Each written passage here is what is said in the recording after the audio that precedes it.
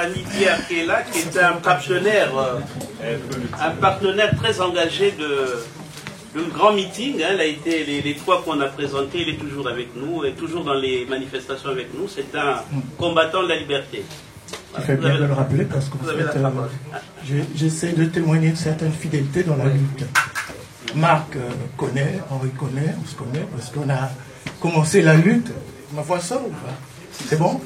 On a commencé la lutte il y a bien des années et là on revient parce que on se dit ça ne peut pas continuer comme ça. J'ai préparé un petit mot parce que le sujet que je vais aborder, ça concerne le vivre ensemble. Je pense que chacun d'entre nous a dû voir l'actualité à Brazza. À défaut de faire un projet de société sur la réalité économique et sociale qui est très dure pour bon nombre de Congolais, on nous a inventé quelque chose qui s'appelle le vivre ensemble. Ça veut dire quoi le vivre ensemble? Le vivre ensemble ne peut pas être un programme gouvernemental. Le vivre ensemble, c'est un état d'esprit. Il faut qu'on se rende bien compte de ça. C'est une pensée. Ça ne peut pas se décréter. Ça se construit parce que vivre ensemble, de toute façon, nous vivons ensemble. Nous sommes aujourd'hui réunis, étant des enfants du même pays avec des différences de régions et tout ça. Je pense qu'après ça, c'est comme ça que ça se passe. Henri l'a bien souligné, et bien d'autres prédécesseurs l'ont bien souligné, que nous vivons ensemble, entre nous, sauf que nous sommes manipulés par les politiques. C'est bien ça la réalité. Le vivre ensemble, c'est un enjeu incontournable dans ce monde en pleine mutation. Cette question, cette problématique, elle existe aussi en France, partout. Donc, à l'ère de la mondialisation, la discussion entre universaliste et relativiste est à nouveau engagée. Comment vivre ensemble sans nuire à la singularité de chacun en intégrant et valorisant les différences, qu'elles soient culturelles, ethniques, sexuelles, religieuses, générationnelles ou sociales. Il est plus facile de diviser que de rassembler sur des objectifs communs. Et là, je fais référence à Brazza. Le pouvoir en place, depuis plus de 32 ans, a mis comme stratégie, a élaboré comme stratégie, diviser. C'est vrai que mes prédécesseurs, certains de mes prédécesseurs ont souligné que c'était la stratégie des Occidentaux, diviser pour régner, et en sous-jacent, de façon sous-jacente, je vais l'appeler le despote, a utilisé la même stratégie, diviser pour mieux régner. Vivre ensemble, c'est un concept ancien, remis au goût du jour par les camarades sans doute pour faire diversion. Ce que j'appelle les camarades, c'est le PCT, qui est toujours là. Souvenez-vous, ce sont les maîtres de slogan. Une école, un chant. On n'en parle plus. Il n'y a plus d'école, comme disait Henri, donc il n'y a plus de chant. C'est clair. Vivre durement aujourd'hui pour mieux vivre demain. Que des slogans, sans suite. On n'en fait jamais le bilan. C'est vrai que les camarades sont fâchés avec le bilan. Ils n'en font pas. À chaque fois, ils élaborent, ils montent des slogans juste pour distraire le monde, le peuple. Le vivre durement, le vivre ensemble plutôt, c'est une nouvelle trouvaille des camarades pour faire diversion. Parce qu'il y a la crise au pays. La crise économique, elle est dure. Et là, on fait diversion. Pas que la crise économique, la crise politique. On a bien parlé tout à l'heure de ce qui émanait des élections. Donc, on fait diversion.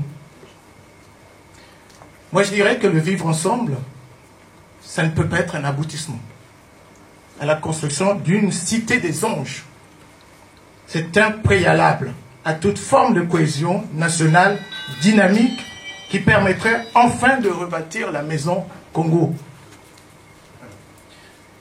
Vivre ensemble signifie donc établir une relation sur la base d'un consentement mutuel, d'une confiance réciproque.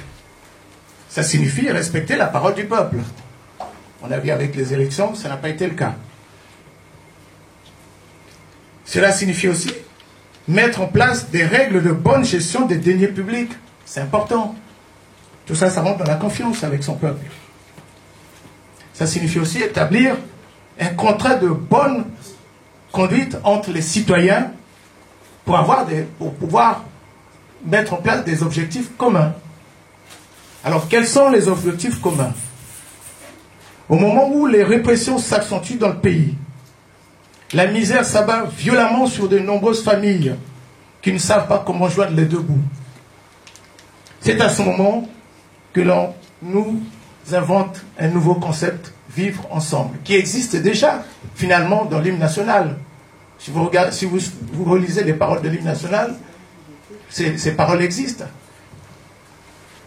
Alors, quel vivre ensemble souhaitons-nous construire dans un pays où le tissu social était complètement détruit? Depuis des années, les populations se sentent abandonnées. Il existe une fracture physique, mais aussi psychologique, entre les tenants du pouvoir, qui sont aussi les nouveaux riches, et le reste de la population. La population a le sentiment d'être les laissés pour compte.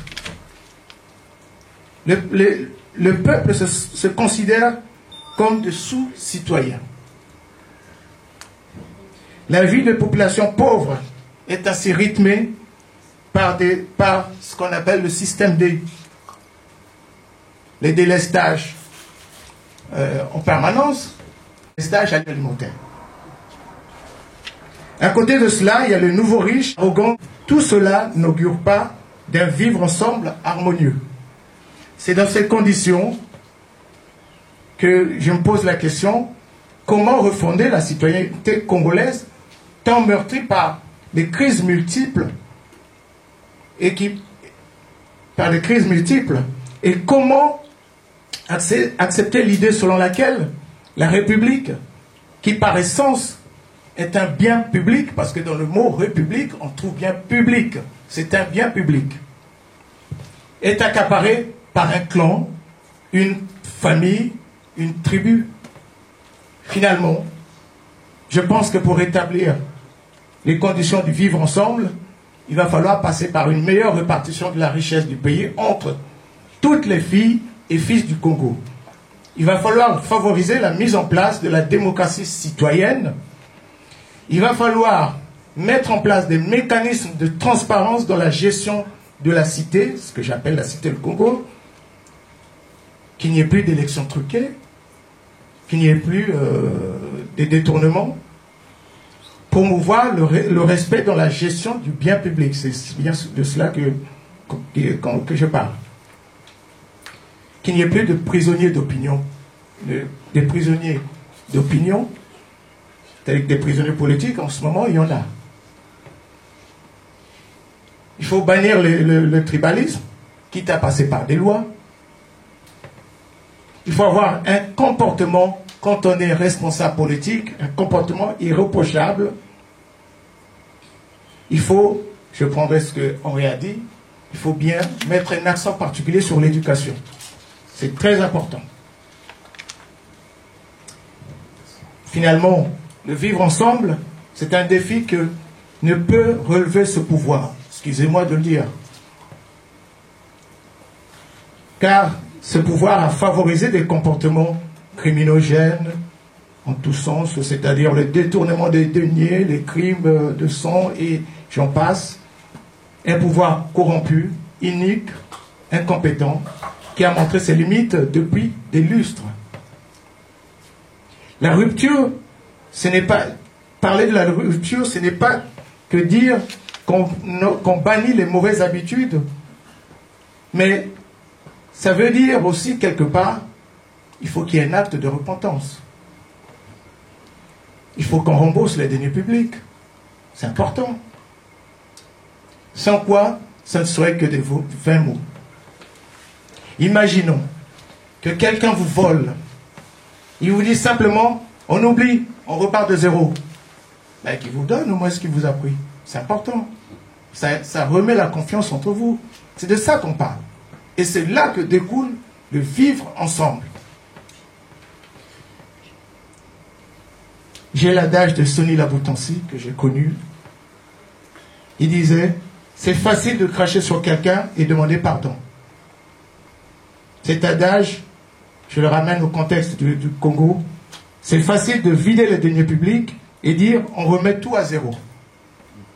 En tout cas, excusez-moi, le PCT n'est pas qualifié pour promouvoir le vivre ensemble. L'idée est bonne, mais j'ai des doutes, j'ai des réserves. La situation actuelle, chaotique, c'est sa responsabilité. 32 ans, c'est eux qui ont géré cette situation. Le plus simple, c'est revenir aux fondamentaux de la conférence nationale. Je pense que la conférence nationale a laissé des bases sur lesquelles nous pouvons nous appuyer.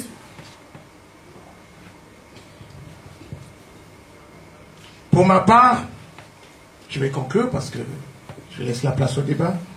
Pour ma place, je serai pour un vivre ensemble loyal, équilibré, mais pas celui truffé d'arrière-pensée politique dont nous sommes habitués depuis des années avec nos camarades. Enfin, les camarades. C'est pas mes camarades, excusez-moi. Je vous remercie. Pierre, tu peux rester 2 minutes. C'est-à-dire que cette question du vivre ensemble, hein, on peut faire la critique qu'on veut vis-à-vis du pouvoir, mais il faut peut-être parler de travestissement, parce que je crois que c'est une contribution, y compris de la diaspora, qui a élaboré ce concept-là. Il est pris aujourd'hui, c'est pour créer un dialogue avec nous, mais en même temps pour le retourner. Et c'est ça, je crois, la vraie réponse. C'est pas simplement le fait de dire qu'ils se moquent ou je sais pas quoi, ou qu'ils ont eu ce concept. Non, c'est un concept de la nation créé par la diaspora, et aujourd'hui le pouvoir reprend ce concept parce qu'ils sont en crise conceptuelle. Ils sont en crise conceptuelle. Mais c'est un travestissement. Voilà. C'est ce que je pensais aussi. Alors, je vais juste faire une petite remarque. Alors, pourquoi avons-nous échoué? Alors, je nous renvoie la balle. Hein.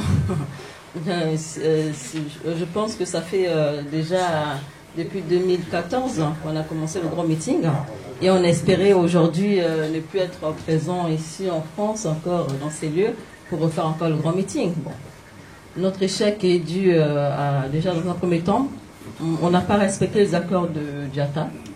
Donc je pense que c'était déjà la première, c'est l'une des causes, je dirais, principales, parce que bon, je pense que en allant aux élections, ça c'est mon avis, on a quand même trahi le peuple, parce que les gens qui sont morts, il y a eu des pertes humaines, parce que les gens se sont levés ce jour-là. Je pense déjà au niveau de la diaspora, nous avons travaillé durement pour mobiliser les jeunes. Hein, on a manifesté ici pour conscientiser, pour mobiliser, et je pense qu'on a quand même eu les résultats, parce que bon, au niveau de Brazzaville, les jeunes se sont levés. Même si on dit que la diaspora ne contribue pas, mais bon, je pense que quand même que la diaspora, à cette époque-là, a quand même joué un très très rôle sur la mobilisation, la conscientisation. Et bon, là, ça donnait ce que ça donnait en octobre, quand effectivement le travail des partis politiques hein, sur le terrain, hein, parce que ça on peut pas leur enlever ça, ils ont travaillé. Hein, ça a quand même donné une mobilisation de la jeunesse, ils sont tous sortis dehors. Et ça, nous avons tous salué ça, et on était contents. Bon, et après, bon, malheureusement, ce qui s'est passé, alors lorsque Sassou Nguesso a décidé d'aller aux élections, et nous dansons au même rythme que Sassou Nguesso, nous sommes partis aux élections avec lui. Je pense que bon, pour moi, c'était la plus grosse trahison. Voilà. On a tous tenu des candidats parce que bon, quelque part, on avait peut-être l'espoir qu'il y ait peut-être un plan B. Mais le plan B n'est jamais venu. Hein. Malheureusement, on s'est rendu compte que bon, on a sacrifié toute une population. Et bon, maintenant, nous sommes là à se regarder dans les blancs des yeux. Alors, que faire? Au niveau de la diaspora, je pense qu'il faut continuer à rester mobilisé, parce que je pense que la diaspora quand même doit jouer son rôle, parce que nous sommes ici au niveau, nous sommes à l'étranger, nous sommes également une fenêtre, un petit peu le porte-parole des jeunes qui tombent tous les jours au niveau de Brazzaville, au niveau de l'extérieur. Si nous devons rester crédibles. Parce que quand je vois un petit peu sur Facebook, enfin sur les réseaux sociaux, ce qui se dit, et franchement, c'est vraiment pour laquelle je me suis dit, alors pourquoi continuer à parler si nous-mêmes nous sommes autant divisés? En étant divisés, à chaque fois on se montre du doigt, on a oublié la cible, on a oublié contre qui on se bat. Contre qui on se bat? On se bat contre Sassou Nguesso, on se bat contre un système, on ne se bat pas contre X ou Y de nos frères qui se battent pour la libération du Congo. Il faut que la diaspora, nous devons nous relever, nous reprendre, parce que tout ce qu'on fait sur les réseaux sociaux, ça ne nous sert pas, ça nous dessert. Ça nous dessert, parce qu'au jour d'aujourd'hui, Sassou se nourrit que de ça. Nous jouons le jeu de Sassou Nguesso, on fait le lit de Sassou Nguesso en faisant ça, et ça c'est un vrai drame, la diaspora.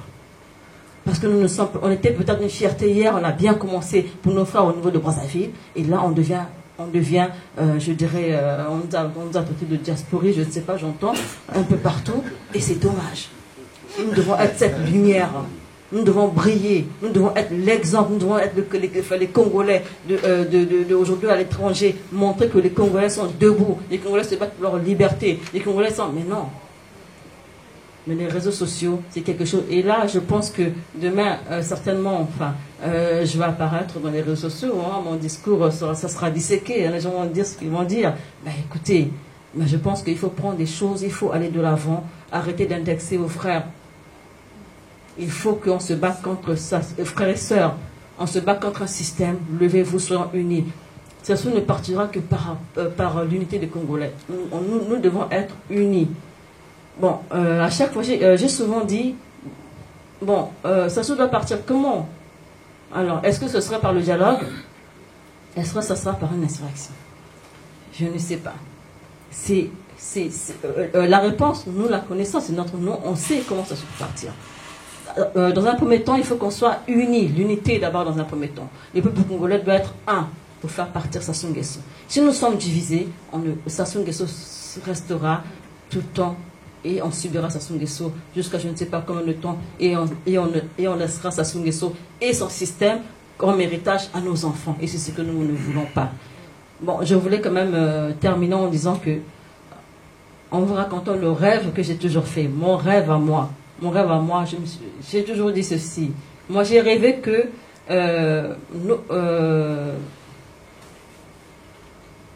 dans mes rêves, je nous vois, nous, au niveau de la diaspora. On parle de l'insurrection. Oui. L'insurrection, ça ne peut pas... c'est pas seulement au niveau du Congo-Brazzaville. Hein. Au Congo-Brazzaville, ils sont meurtris, ils sont opprimés, ils ont des chars, ils ont tout contre eux.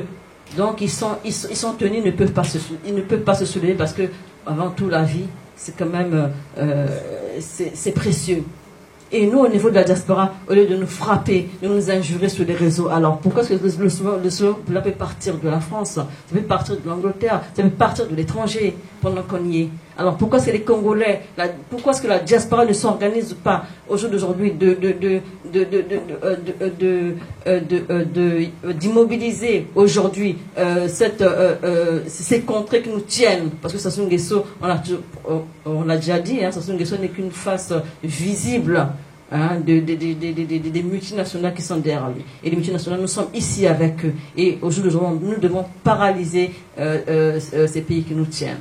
Et l'insurrection peut partir d'ici. Si les Congolais sortent par milliers en France, au Canada, un peu partout, le même jour, et en travaillant de concert avec ceux de Brazzaville, tout le monde sort en même temps, je pense que Sassou Nguesso n'aura plus son mot à dire et ne tirera pas sur les populations. Et ça c'est mon rêve. Et ce rêve, j'espère que ça se réalisera un jour. Merci beaucoup.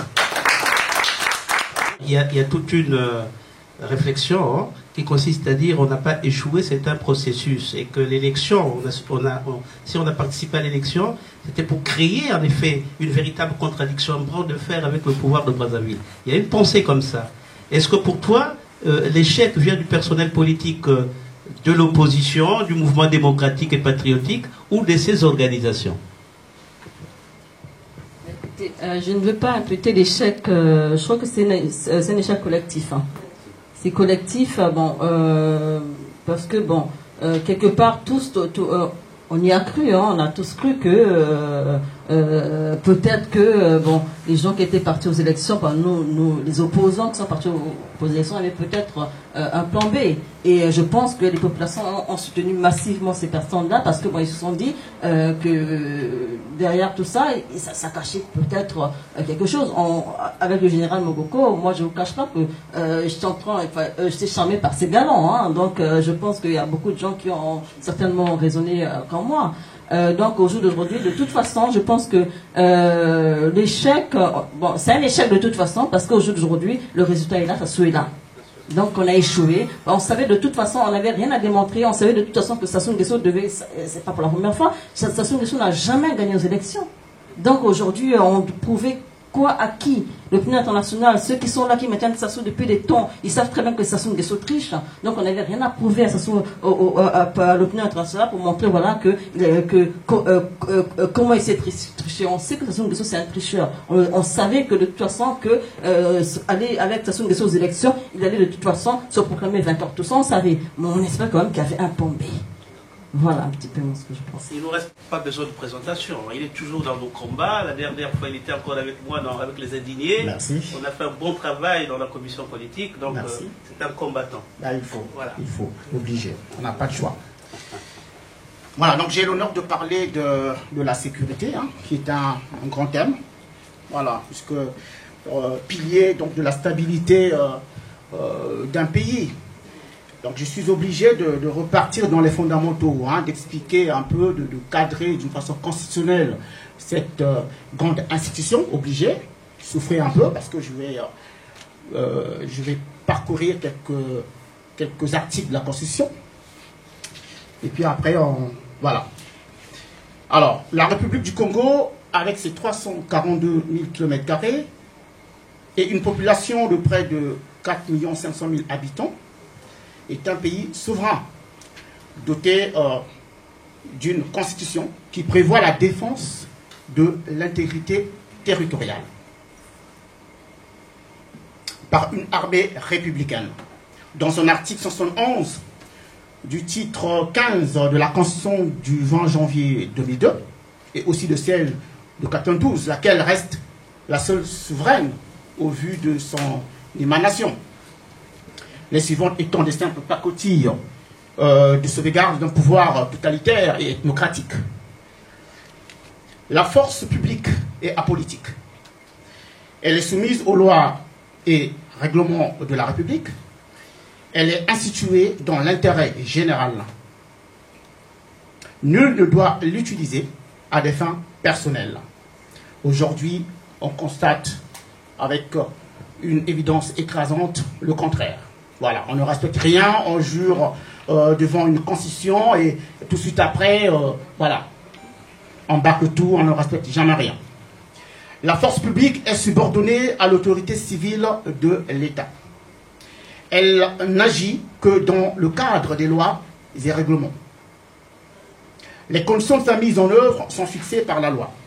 La loi fixe les missions, détermine l'organisation et le fonctionnement, ainsi que les statuts spéciaux des personnels de police, de gendarmerie et des forces armées congolaises. Dans l'article 173 de la Constitution, il est dit que la création des milices est un crime puni par la loi. Aujourd'hui, on en compte par milliers. L'armée est une institution de l'État chargée de la défense du territoire et à la protection des intérêts de la nation. De par sa fonction régalienne, le gouvernement confie à l'armée la défense de l'intégrité territoriale et la protection des intérêts de la population. L'armée, dans son fonctionnement matériel, est la composante de 3 grandes forces qui sont l'armée de terre, la marine nationale, ou la force navale, hein, et la force aérienne. À ces 3 composantes s'ajoute la gendarmerie nationale. Toutes ces composantes sont sous l'autorité du ministère de la Défense. Une armée républicaine est celle qui respecte son rôle de la défense du pays et des intérêts tels que définis par le gouvernement dans sa fonction régalienne. L'armée congolaise, dans son histoire, du Congo apparaît comme le vecteur de déstabilisation du pays. De par ses nombreuses interventions intempestives dans la vie politique du pays, l'armée n'aspire guère confiance dans la classe politique comme dans la population civile. Depuis la création, l'armée congolaise, appelée FAC, n'a fait preuve que 2 fois dans son rôle régalien, digne d'une armée républicaine souveraine. Notamment pendant la période de 1960 à 1963, lors de la chute du président Youlou, où elle a laissé la Constitution s'appliquer avec le remplacement de l'abbé Fulbert Youlou par le président Massamba Deba, qui alors président de l'Assemblée nationale telle que prévoyait la Constitution. La deuxième fois, c'était pendant la conférence nationale souveraine de 1991, où l'armée, alors APN, Armée populaire nationale, avec comme chef d'état-major le général Jean-Marie Michel Mokoko. Pendant les années 1970 et 1990, qui constituent la période de marxisme-léninisme, l'armée congolaise, à l'instar de la police nationale, était inféodée au parti-État, alors parti unique, c'est-à-dire PCT, qui se servait de l'armée comme instrument de répression. C'est ainsi que l'armée était au service du parti, donc de son chef, qui de facto était le président de la République conformément au statut du parti et de la Constitution. Les années 90 signent alors la création des milices privées au service des leaders politiques du pouvoir comme de l'opposition, ce qui sonne ainsi le glas d'une armée congolaise républicaine. Comme le malheur ne vient jamais seul, le coup d'État de 1997 consacra véritablement la fin de ce qui restait de cette armée congolaise, qui d'ailleurs est remplacée par la milice privée de M. Sassou Nguesso, c'est-à-dire la milice Cobra, mixée de quelques résidus de l'ancienne FAC. Telles sont la situation et l'état actuel de cette armée. La Constitution et la loi interdisent l'arrestation et la détention arbitraire. Toutefois, des membres de forces de sécurité procèdent à des détentions arbitraires et excessives par des délits mineurs et exigent des pots de vin en échange d'une libération. Certains éléments de la police agissent en dehors de l'autorité de l'État en commettant des violations sans être inquiétés. La corruption représente un grand problème au sein des forces de sécurité. Pendant l'année écoulée, il a été souvent fait état d'arrestation des personnes dont les familles réussissaient à soudoyer la police pour obtenir une libération. Et que dire des arrestations arbitraires des opposants politiques condamnés à tort, comme le général Jean-Marie Michel Mokoko, M. Paulin Makaya, M. Boukadia, le colonel Tourou, le colonel Marcel Picard et bien d'autres encore, sur ordre du régime de fait. Les militaires ont l'avantage de porter les armes. Elles ne devraient leur servir qu'à défendre le peuple à travers l'intégrité territoriale, comme c'est le cas dans la plupart des pays. Mais au Congo, elles ne servent qu'à défendre les intérêts d'un clan, d'un régime, et accessoirement à commettre quelques délits qui sont couverts par leurs chefs, tous du Nord, symbole caractérisé de l'ethnocratie dans l'armée congolaise. Dans la hiérarchie des responsables de l'armée républicaine et dans tous les secteurs du système de défense et de la sécurité territoriale, on note avec une évidence sévère et poignante des personnalités issues et originaires du nord du pays, comme si dans le reste du pays, avec ces 70% de la population, il n'y avait point de personnalités compétentes et capables d'assumer des postes à responsabilité. Dans un style mafieux et avec une évidence ostentatoire, les responsables de l'armée congolaise sont recrutés suivant le modèle de Sassou. On a connu des modèles de Pythagore, de Thalès, enfin bref, des théorèmes. Dans son théorème de Yaka Nuki Nuki, ou encore viens seulement et vite, en français. Tous des membres éminents de son ethnie Mboshi. Ils parsèment l'organisation militaire de tout le Congo, Certains sont devenus des véritables hommes d'affaires et des vrais manias de l'immobilier. On a un exemple parfait à Pointe-Noire. Abandonnant ainsi leur rôle premier qui est d'assurer la sécurité du peuple en toute légalité. La plupart sans formation et ne pensant qu'au pouvoir, crachent sur le peuple et le pouvoir civil. Après le hold-up électoral du 20 mars 2016, l'armée républicaine fait place à une milice bonifiée de M. Sassou qui met en scène une coopération étroite avec M. Abdoulaye Miskin, le mercenaire centrafricain qui est doté d'une impressionnante milice étrangère avec à son effectif plus de 1000 soldats, personnes, qui sont payés avec l'argent du contribuable congolais et qui sont logés gratuitement. Oh, sacrilège. M. Miskin devient alors second du directeur de la garde républicaine avec ses hommes. Je vous laisse imaginer le moral du peuple congolais meurtri. En somme, l'armée républicaine congolaise n'existe pas et elle est à refaire. Il existe par ailleurs une armée de M. Sassou contre le peuple congolais. Alors, pour refonder la République, le nouveau Congo propose un déblayage sur les questions de défense de l'État pour trouver des pistes de relance de l'armée républicaine où toutes les filles et fils du pays, du nord au sud, de l'ouest à l'est, en passant par le centre, suivant les compétences, doivent occuper des hauts postes sans discrimination ethnique, sociale et politique. Le tribalisme doit être le fer de lance de la refonte de l'armée. Il faut la combattre coûte que coûte.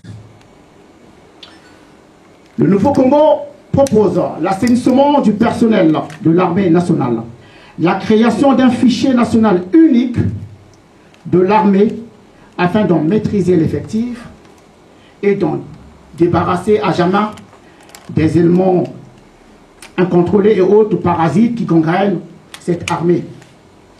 L'arrêt immédiat des arrestations arbitraires des officiers et des responsables du sud du pays qui sont intimidés et arrêtés à tout va sans raison, juste par leur appartenance ethnique. On fomente une histoire bidon par ici, on en justifie l'arrestation par là. La dernière en date, c'est l'arrestation du colonel Aimé Portela, 75 ans, et retraité de l'armée congolaise. La raison? Allez-y comprendre. Une injustice et une dictature à ciel ouvert au Congo. Nous disons, ça suffit. L'armée, comme la justice, doivent rester souveraines pour la stabilité du pays. Toutes ces propositions sont un gage de stabilité pour redorer le blason de notre fac tant terni par les intrigues politiciennes qui l'ont rendue impuissante et de l'économie. Non, pardon, qui l'ont rendue impuissante et une simple pacotille. La situation de la sécurité du pays est le reflet de celle de la politique et de l'économie du Congo. La seule solution qui tienne, c'est le changement de la donne. Il y a deux solutions. La République doit se retrouver dans un dialogue inclusif, hors du Congo, dans un arbitrage international, avec des préalables. La libération de Jean-Marie Michel Moukoko, puisqu'il est directement lié aux élections du 20 mars 2016. La fin des poursuites ou d'oppression sur les membres de la, entre guillemets, j'ai noté, de l'opposition, issus de l'alliance IDC-FOCA de JM3, à l'exemple de M. Kombi Salissa, lui aussi lié directement aux dernières élections et qui est poursuivi de partout et dont les membres et la famille sont arrêtés à tour de rôle. Tout ça pour que, voilà, pour démontrer, pour que ce dialogue porte un signal fort de la volonté des politiques de pacifier le Congo. L'autre solution, c'est le pouvoir du peuple. Tout à l'heure, j'ai suivi avec un intérêt particulier à Zoya. Et franchement, voilà, j'ai été touché par ton intervention. Voilà, d'une grandeur mais inouïe. Tu as su me toucher parce que tu as parlé de l'unification, de l'unité du peuple. Et donc là, c'est la solution. C'est le pouvoir du peuple. Le peuple oppressé, opprimé, n'aura pas d'autre choix en cas de refus de M. Sassou d'initier un dialogue ou quelque chose de ce genre en conférence nationale pour pacifier le pays dans l'union de tous les acteurs politiques, sociaux, confessions religieuses, philosophes, de résister à la dictature par tous les moyens conventionnels et autres dans une organisation maîtrisée. Car face à l'oppression et la tyrannie, il faut une défense, il faut une réplique du peuple. D'où la création du mouvement républicain pour la libération du pays, du Congo, décidé par le Congrès de la diaspora. Et aussi, je note avec un intérêt particulier aussi la proposition du front républicain uni que prône Sanélie Tamba. J'espère qu'elle aura le temps d'amplifier l'explication qui a tout son sens dans le combat, puisque il y a quand même, le but c'est quand même de fédérer, de converger les intelligences pour une dynamique de résistance. Voilà.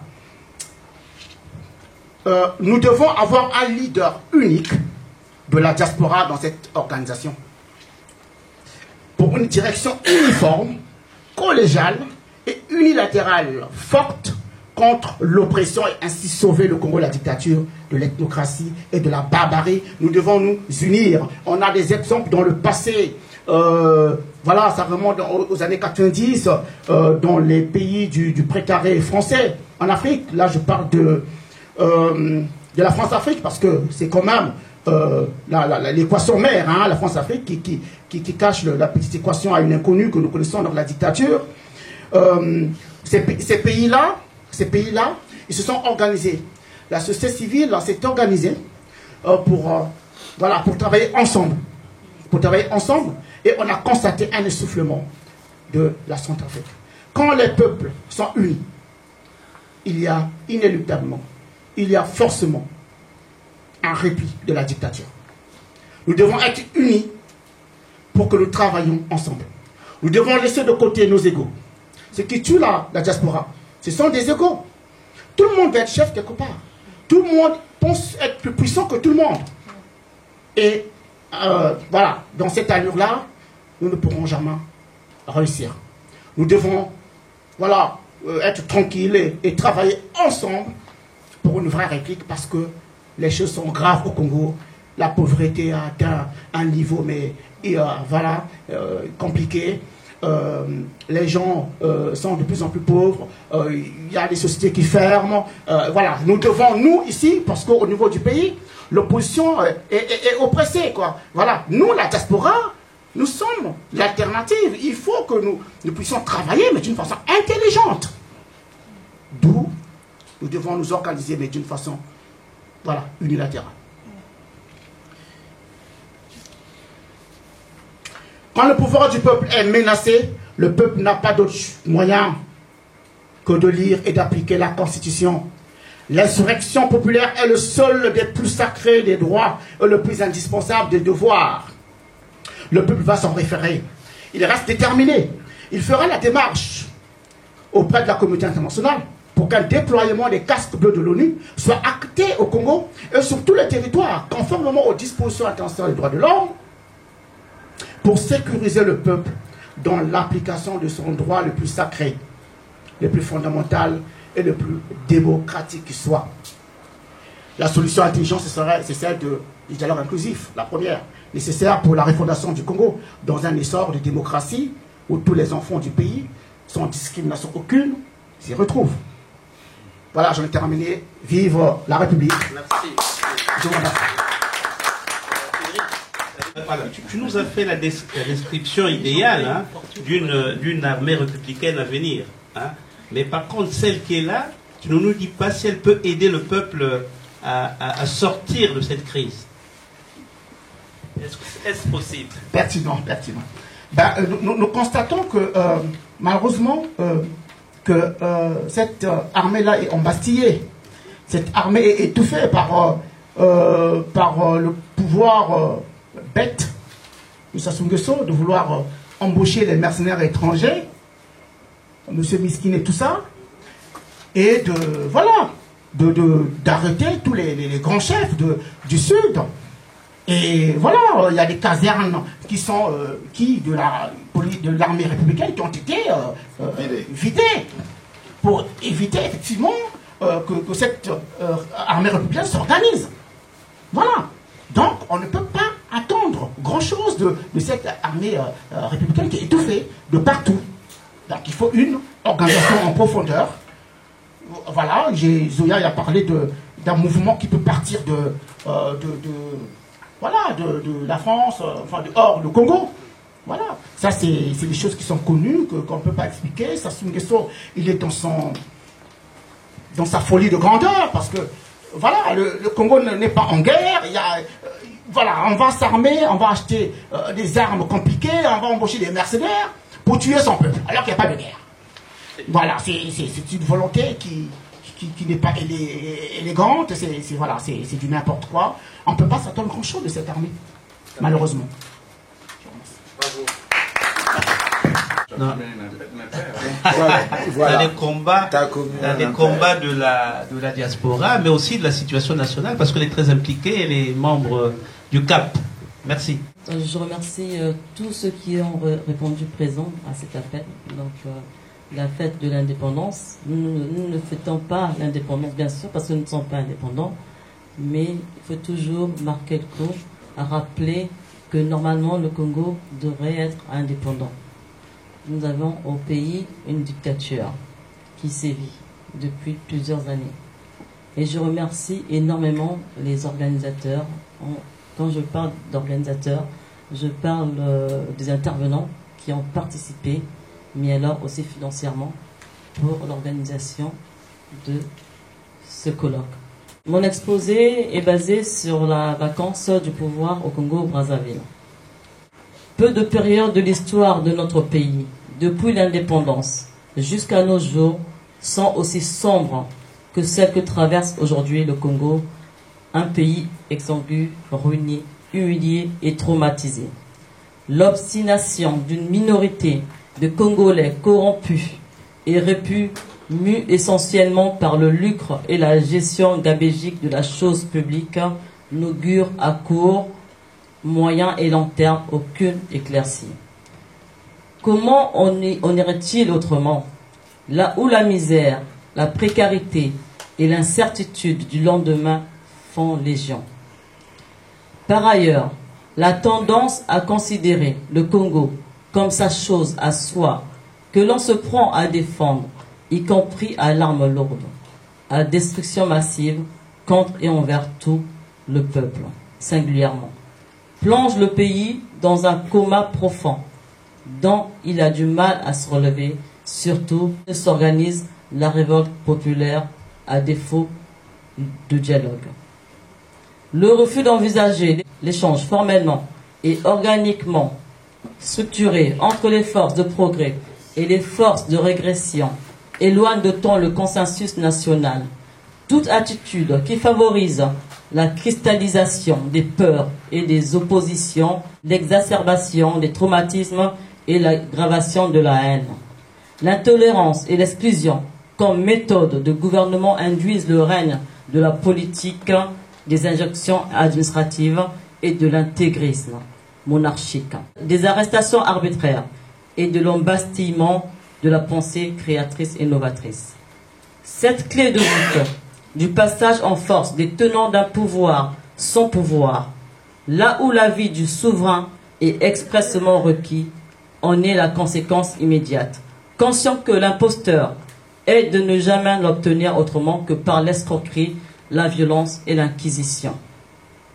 L'atteste des opportunités ci-après.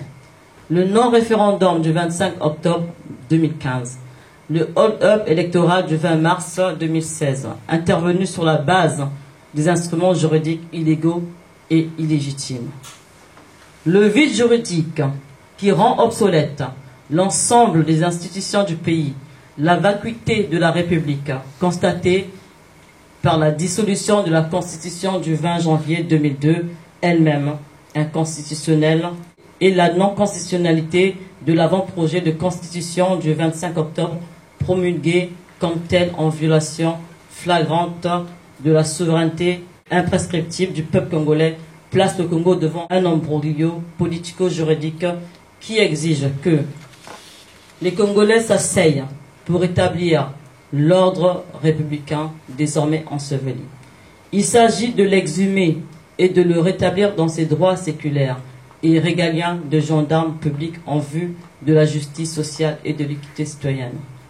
Au plan juridique, les actes posés par le pouvoir originel autoproclamé de Brazzaville, parce que émanant du coup d'État du 5 juin 1997, sont irrémédiablement et congénitalement frappés d'illégalité et d'illégitimité, quoi qu'ait été leur cheminement ultérieur, notamment au chapitre de leur mise en œuvre et de leur articulation.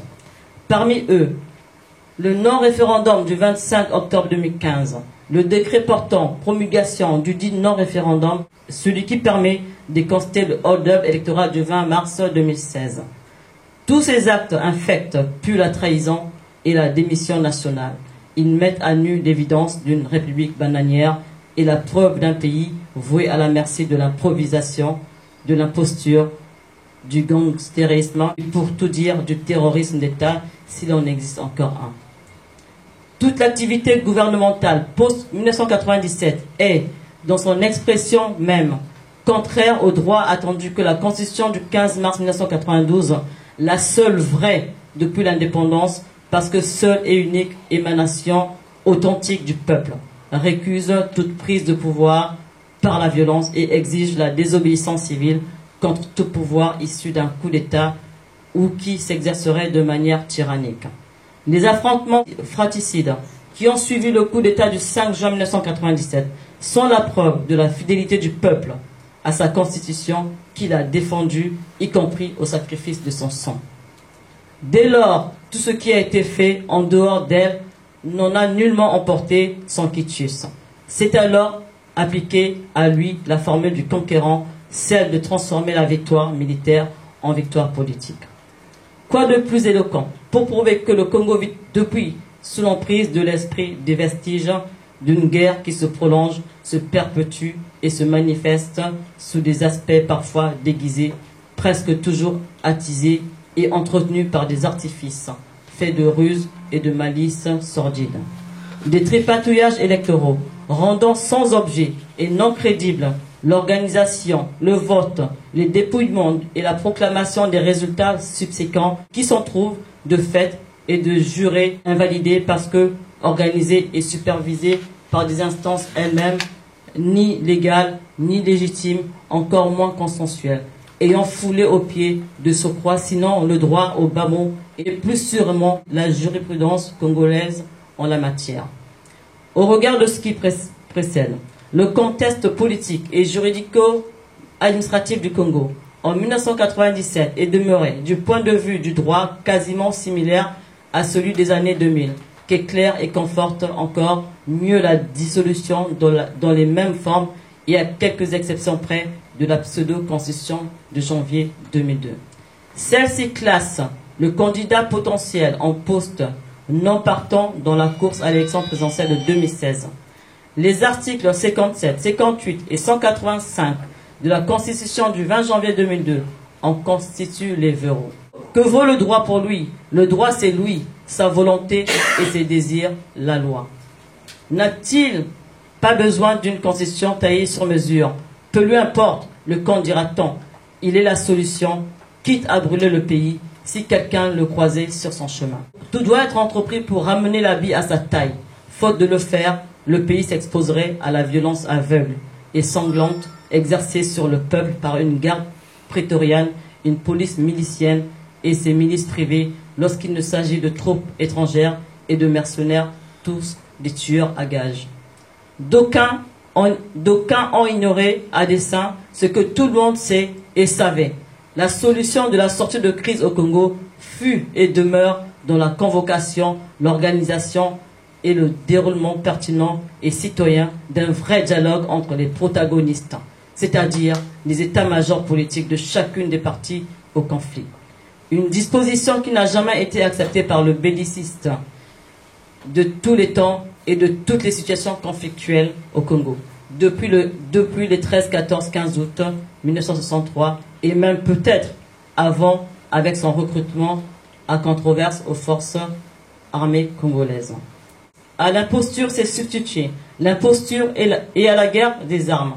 Concurremment, le bâillonnement du peuple ainsi que la guerre du verbe et de l'agir politique effectué sous l'emprise du monologue, de la contrefaçon, de la tricherie et de l'ensemble des mots constitutifs d'un état de dictature à l'exclusion de l'état de droit.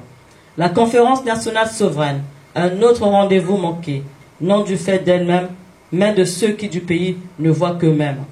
Le ratage par le pays, une fois de plus, de la possibilité de se réconcilier avec lui-même est une calamité, une grande déception quant à l'engagement patriotique, relever le défi, un pari toujours ajourné, le refus par le pouvoir d'accéder à l'idée d'organiser avec toutes les composantes de la Maison Congo un véritable dialogue, et son obstination à ne convoquer que des monologues, ces échanges de soi-même avec soi-même, ainsi que l'attestent les différentes pseudo-concertations à l'allure des dîners de gala, ont engendré la ruine de l'âme et l'autodestruction nationale.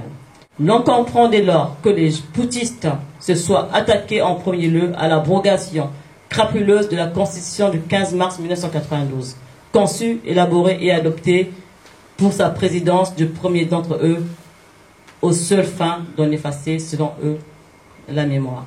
Il n'est pas également trop savant que de se convaincre de ce que, par son acte précipité, mais prémédité, de dissolution de cette Constitution, Monsieur les poutistes l'ait fait comme pour se prémunir des dispositions dérangeantes, considérées comme de véritables entraves à la réussite de leur prononciament permanent que sont une gouvernance électorale éminemment et démocratique qui ne laisse aucune place aux tripatouillages électoraux en amont comme en aval.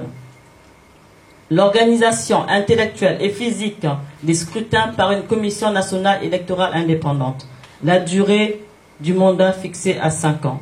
Une gouvernance administrative fondée sur le partage et la séparation effective des pouvoirs, d'un pouvoir ne favorisant ni n'autorisant aucune dérive, ni monarchique, ni dynastique. Par ailleurs, le préambule de la Constitution du 15 mars 1992 rappelle, en les condamnant entre autres situations, l'intolérance et la violence politique, lesquelles ont fortement endeuillé le pays, entretenu et accru la haine et les divisions entre les différentes communautés qui constituent la nation congolaise. Le coup d'État s'est inscrit dans l'histoire politique du Congo comme un seul moyen d'accéder au pouvoir et à annihiler l'espoir d'une vie véritablement démocratique. L'insertion dans le corps même de cette constitution de la Charte des Nations Unies de 1945, la Déclaration universelle des droits de l'homme de 1948, la Charte africaine des droits de l'homme et des peuples de 1981, la Charte de l'unité nationale et la Charte des droits et libertés adoptée par la Conférence nationale souveraine du 29 mars 1991. Il nous incombe d'œuvrer patiemment d'un pas ferme et intelligible à la construction d'une société démocratique aux fins d'ouvrir au bénéfice du pays les voies traditionnelles de la civilisation et de faire éclore les conditions susceptibles de s'assurer et de promouvoir l'émergence d'une société civile et politique apaisée. Le pays doit bénéficier de l'intense, ferme et intellectuelle dont il est lui-même le formateur et le réceptacle. Ce faisant, le pays doit s'organiser pour obtenir des intellectuels et de la classe moyenne les premiers sur le plan moral et technico-scientifique, les seconds sur le plan matériel partant de la production, les uns par la théorie et l'illustration, les autres par le bon sens et l'exemplarité. Qu'ils soient des auxiliaires de la classe politique dans l'œuvre immense et colossale de la construction et du rayonnement de la cité. Devant un tableau hypnotique auquel aussi démentiel qu'incivique, la récidive dans le crime comme dans la répudiation de la République, le déni du droit, l'institutionnalisation de l'imposture et du non-État expliquent en le justifiant le refus de négocier avec un monde virtuel, car à leurs yeux, il existerait davantage en tant que citoyen mercenaire qu'en tant qu'homme d'État digne de cette qualité. Nous ne le soulignerons jamais assez. L'imposture toute particulière que revêt pour un pays et ses citoyens la Constitution de la République. C'est un contrat dont les clauses sont tellement précieuses qu'elles sont reconnues inviolables.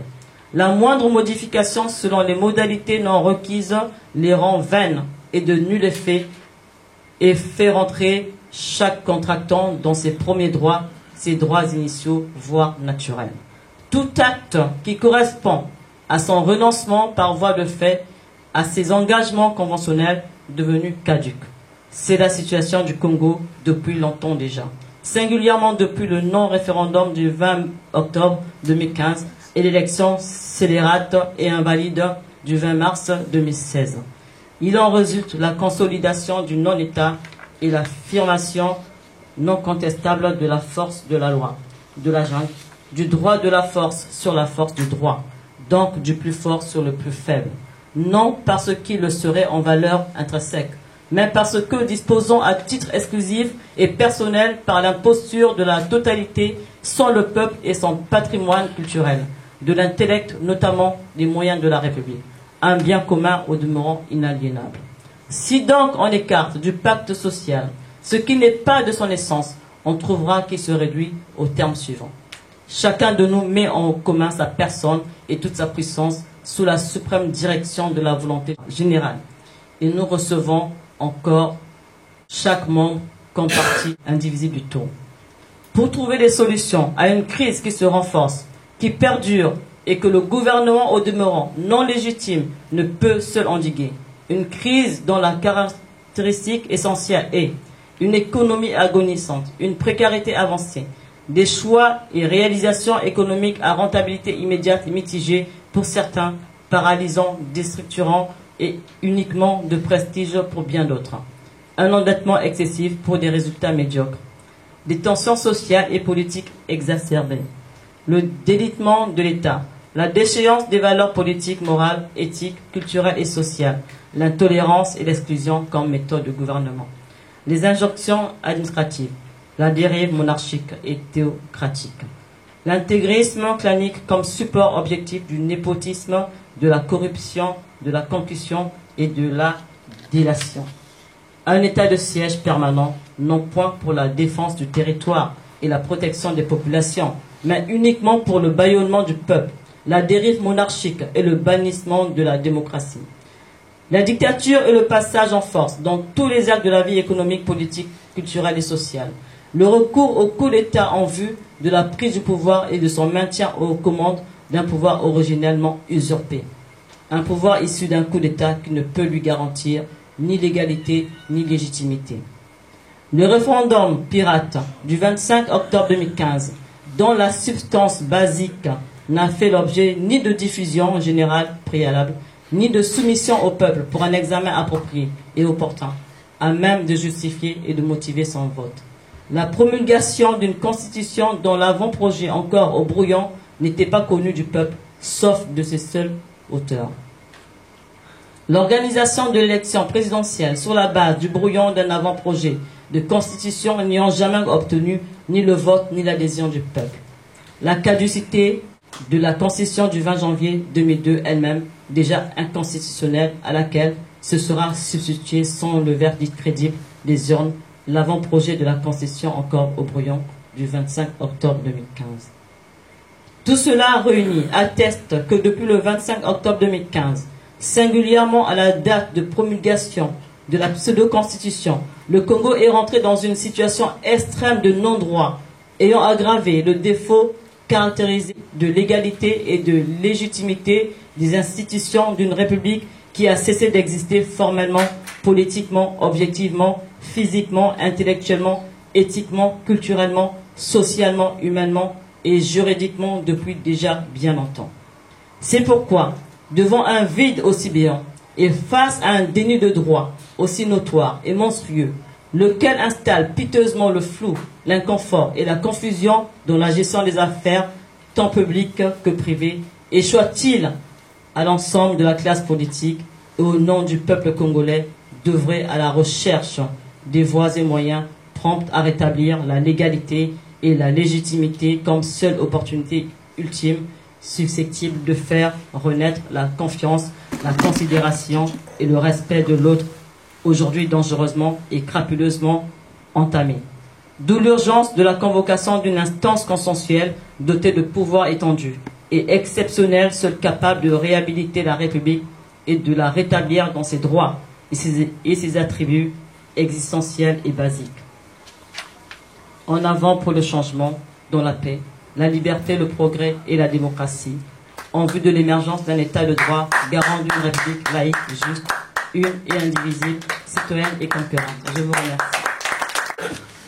C'est une problématique très grave. Hein. C'est la vacance institutionnelle et juridique du pouvoir. Donc il y a un vide, n'importe qui peut prendre le pouvoir. Et c'est ce que vous ne voulez pas, que n'importe qui puisse prendre le pouvoir.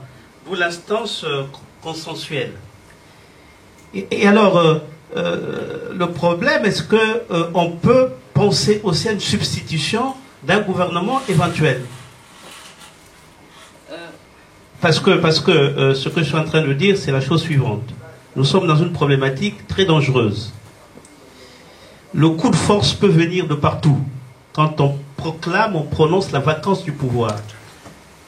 Est-ce que, indépendamment de cette instance constitutionnelle comme proposition, vous pensez aussi à une gouvernance, maintenant ou pas, de substitution? Disons aujourd'hui, comme je l'ai dit, hein, il y a un vide juridique.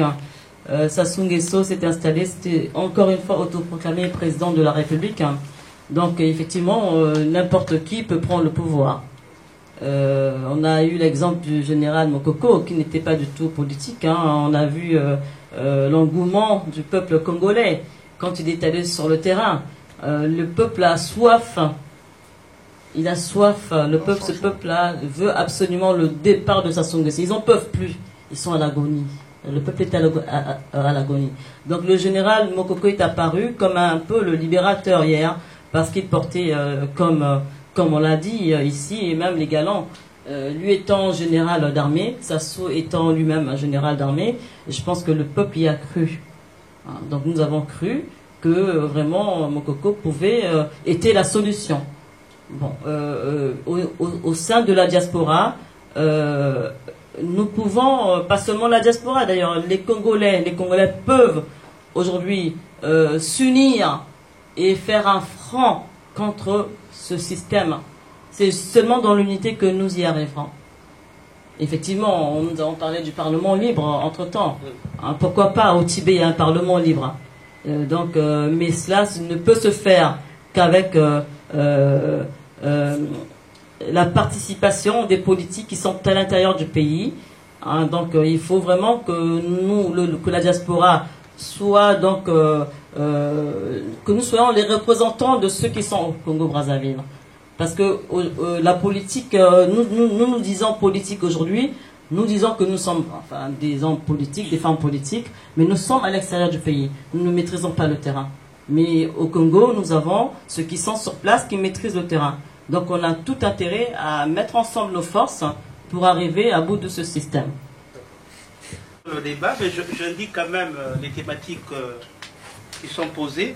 Il s'agit de discuter sur la vacance institutionnelle et juridique du pouvoir, sur le vivre ensemble, mais c'est un vivre ensemble loyal, comme ça a été dit, et équilibré, sur une nouvelle réflexion sur le changement, en particulier la question de l'insurrection, qui ne partira plus forcément du pays, mais qui peut être déterritorialisé.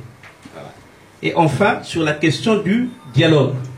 Voilà, la question du dialogue. Voilà un peu les thématiques qui sont posées.